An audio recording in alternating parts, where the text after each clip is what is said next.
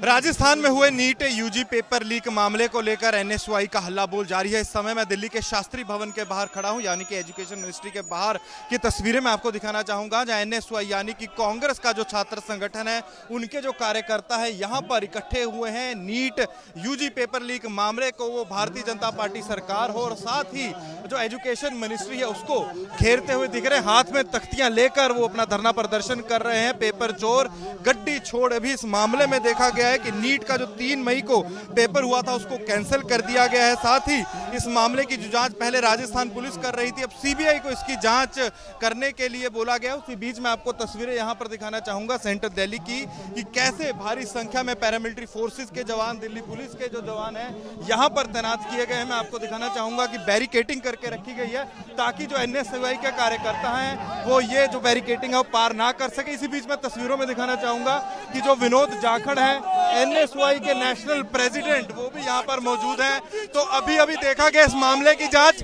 CBI को देने की बात की जा रही है। देखिए, ये जो पेपर है ये पहले भी लीक हुआ, उसके दोषी कौन थे आज तक पकड़ में नहीं आए हैं। सीबीआई, ईडी, सब इनकी एजेंसियां जो है सरकार के दबाव में काम करती है। हमें संदेह है कि इसमें सरकार के बड़े लोग शामिल हैं। जिस तरीके से पेपर लीक हुआ है, बहुत सारे भाजपा के जो लोग हैं, उनके बड़े कॉलेज हैं, उनके पास पहले से ये गैस पेपर आ गया था। हजारों लोगों का भविष्य जो है ताक पे है। 10-10 हजार के अंदर ये पेपर बिका है।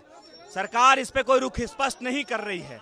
विनोद खुद राजस्थान से हैं, जहां पर ये पेपर लीक हुआ है, सेंटर ऑफ द कंट्रोवर्सी है।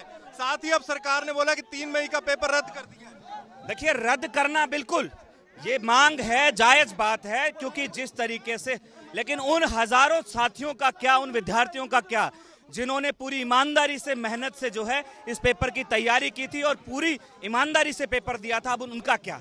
उनके माँ बाप सवाल कर रहे हैं। आज हमारे साथ में नीट के विद्यार्थी इस प्रोटेस्ट में आए हैं, उनके भविष्य के सपनों का क्या?